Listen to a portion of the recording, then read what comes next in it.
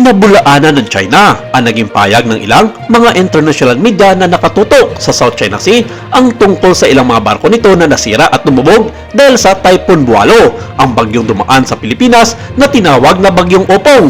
Sa inilabas na balita ng ABC News Australia na isang barko ng China Coast Guard ang nasira at dalawang iba pa ng pinaginalaan ang kanilang militia vessels ang nawawala sa katimugang bahagi ng South China Sea. Ito'y dahil na rin sa pananalasa ng Bagyong Bualo. Matatandaang aktibo ang China sa kanilang pagpapatrolya sa nasabing karagatan kung saan patuloy ang banggaan nito sa mga barko ng Pilipinas dahil sa patuloy ding pangimasok ng China sa katubigang sakop ng bansa. Sabi ng China, wala daw katotohanan ang lahat ng mga ito at sa katunayan umalis na daw pansamantala ang kanilang mga barko na nagpapatrolya sa nasabing contested area sa South China Sea kabilang ang West Philippine Sea dahil sa paparating na Typhoon Bualo sa Spratly Group of Island. Matatandaang kinundina ng mga bansa sa buong mundo ang mapagkunwaring mga plano ng China para sa pag-iingat ng kalikasan sa Scarborough Shoal sa West Philippine Sea kung saan ang Beijing ay nagdulot ng binsala sa kapaligiran sa pamamagitan ng artificial na mga isla habang naghahanap ito ng kontrol sa maritime na teritoryo kung saan wala itong legal na pag-aangkin. Ang Pilipinas ay naharap sa patuloy na pamimilit mula sa China malapit sa Seoul at sa iba pang lugar sa loob ng kinikilalang Internationally Exclusive Economic Zone.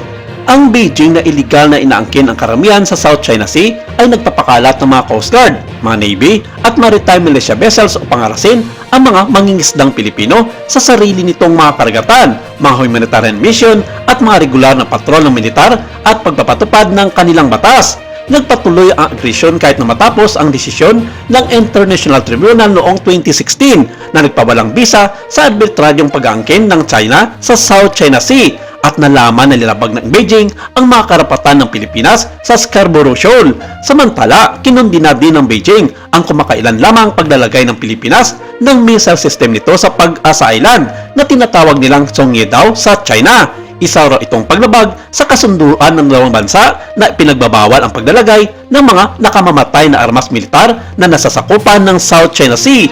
Sa naging payag ng The Global Times, isang government-owned na media ng China, sinabi nito noon pang buwan ng Agosto, ito nila na mamonitor kasama di mano sa mga aktibidad ng may militar ng Pilipinas ang mga Amerikano.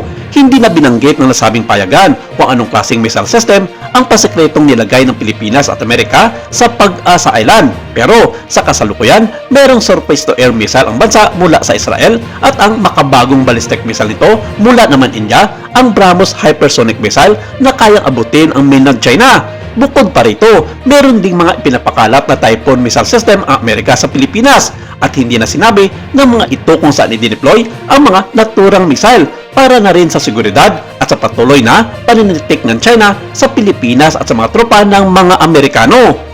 Matatandaang hinimok ng China noong Webes ang United States at Japan na bawiin ang Typhoon missile system matapos itong maipakita sa unang pagkakataon sa bansang Japan sa panahon ng joint military drills. Nauna nang nakadeploy ang armas sa Pilipinas at tinitingnan din ng Maynila para sa inarap na pagkuha ng mga ganitong sistema. Sinabi ng Defense Ministry of Japan na nagsimula ang Resolute Dragon exercises noong Webes at tatakbo hanggang September 25. Kinumpirma ng South Defense Forces na ipinakita ang system ngunit hindi na ito tatanggalin sa Japan at mananatili ito hanggat maaprubahan ng gobyerno ang permanenteng pag-deploy nito sa kanilang bansa.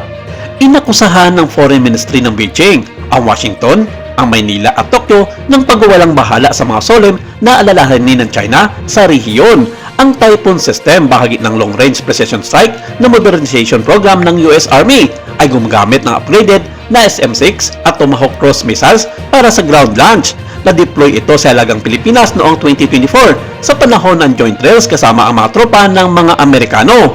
Naggalit ang Beijing sa Manila noong Disyembre noong nakarang taon nang ipahayag nito ang mga planong makuha ang sistema upang palakasin ang maritime defense nito laban sa kanila.